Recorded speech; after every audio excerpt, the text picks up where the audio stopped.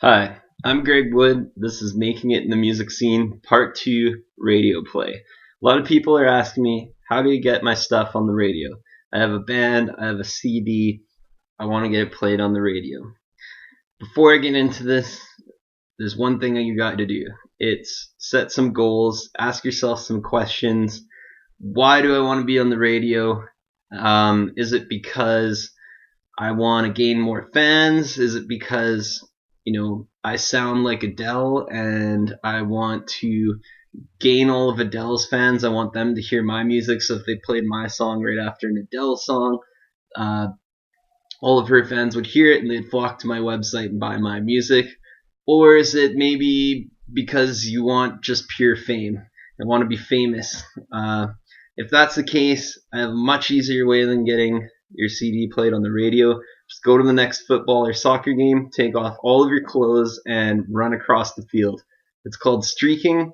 It gives you instant fame. You'll be in all the papers. They'll be talking about you on the radio, and it takes way less time than trying to get your music played on the radio. Okay, radio play. First of all, there's two types of radio stations. There's community and college radio, and there's commercial radio, and they operate completely different from each other. Community and college radio is run by either community members or college students at the college radio station. So basically the way it works is the time throughout the day is divided up into blocks, and each block is run by a different DJ. Lots of times there'll be different styles of music throughout the day depending on which DJ is hosting that block of time. It's non-profit, and it can be different in the morning, at night, the middle of the night. It can be a different show altogether, just depending on who's running it during that time. The commercial radio station is a business, which means they sell commercial ad time in between the songs. So the whole goal of a commercial radio station is to make money. So they want to have the most listeners so that they can sell ad time for the most amount of money at certain times throughout the day. Often they have just a few handful of DJs, like a morning DJ, afternoon drive DJ, and a night DJ. And typically it's one genre all the time. That's a commercial radio station. Okay, so the way to get played on the two different types of radio stations is a little bit different. For a community or college radio station, you want to get played on there, you need to talk to the DJ directly. You need to get your CD in the hands of the DJ, get them to listen to it, get them to like it. They get to pick what they play during their time slot, so they play what they like. So you need to make friends with these guys. You need to get them a hard copy of your CD, get them to listen to it, get them out to your show, whatever you got to do. Talk to these people. That's how you get played on community radio. Commercial radio is completely different. The DJ has absolutely zero say in what they play. How they choose the music for commercial radio, it varies a little bit from station to station, but all of them typically have what's called a program director. Now, what the program director does at the commercial radio station is they basically decide what's going to be played at what time during the day, what songs are going to be played, what talk segments are going to be where the commercials are going to be. They basically lay out the show for the whole day, every day. It's the program director. So the person you want to get in touch with at a commercial radio station is the program director.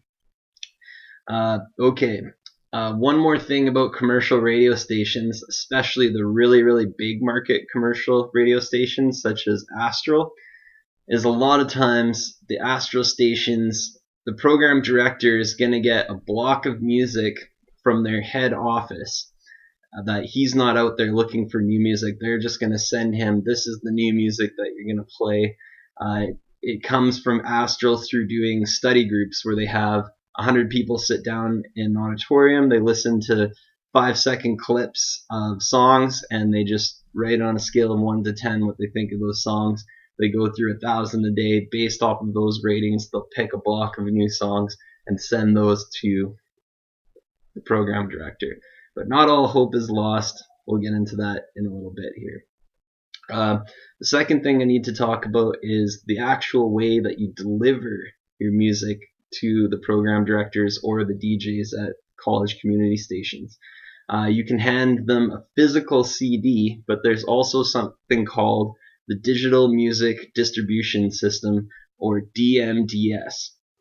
And what DMDS is it's kind of like MP3s where you're sending your files digitally to the radio station, but in a much higher quality format than MP3s. And there are services where you can have your music sent out to 300 stations at once, all through DMDS. The cost is going to vary from a couple $100 depending on the package that you're getting, somewhere between $200 and $600. So for example, if you were a rock band, you could go through a company such as Reverb Nation or Indie Pool, send them your CD, they would put the song in a DMDS file and send it out to all of the rock stations across Canada in one shot. Then it's up to you to follow up with the DJs and program directors, etc. You're going to pick up the phone, you're going to call the radio station and say, hey, can I talk to your program director? When are they available for phone calls? Can I leave them a message? I just want to let them know that they got my song in their DMDS folder and ask them if they've checked it out, or if they can check it out, what they think of the song. Maybe could they play it? Another thing with program directors and commercial stations, they have something called a music meeting. It's usually once a week or every 2 weeks, where they will sit down with the DJs or some other people at the radio station, and they'll listen to all the new music that they got in their DMDS folder, and they'll kind of pick what songs they like and what are going to be our new features this week that we never played before for new songs. So you want to bring attention to that song in their DMDS folder and say, hey, my name's Greg Wood. I sent you my song Fly Away in the DMDS, and it should be in your folder waiting for you. Check it out at your next music meeting. I'd love to hear what you think about it. And lots of times they'll get back to you, say, hey, I didn't get a chance, but I'll pull it out at the next music meeting and we'll have a listen and go from there. And basically that's the way it works. Now, something else I want to talk about is radio trackers. What is a radio tracker? A radio tracker is somebody that works full time for you doing all of this work. They're going to be making phone calls every day, all day long, to all these hundreds of radio stations. They're going to be talking to music supervisors, program directors, DJs. They're going to be pushing your music hard, getting it out there, getting your name known, and doing all of those steps for you. Now, radio trackers can cost a lot of money because they are doing this as a full-time job, and typically they'll only take, at the most 5 artists at a time that they'll be working with, typically 1 or 2 artists at a time that they'll be pushing their stuff, and usually they work in one specific genre, and they'll have one specific set of stations that they like to work with. Radio trackers can cost you anywhere from $1,200 to $5,000 a month to be working for you, pushing your music. It costs a lot of money, but the advantage is while you're working on your music career, they're working on the radio stuff, so it's not taking up your time. The second advantage of radio trackers is that they have a built-in relationship already with a lot of program directors and DJs. They talk to them once a week, they have a friendship, they have some rapport.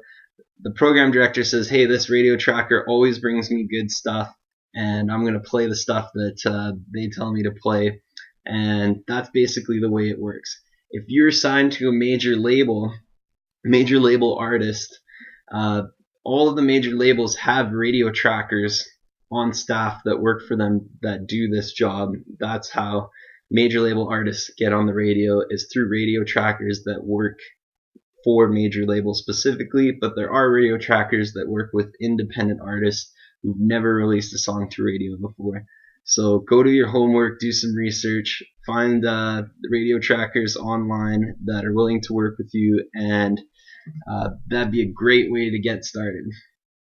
Second thing is going to be always follow up with the DJs and program directors. If they play your songs, give them a call. Say, hey, thanks for playing my song on your radio station. That means the world to me.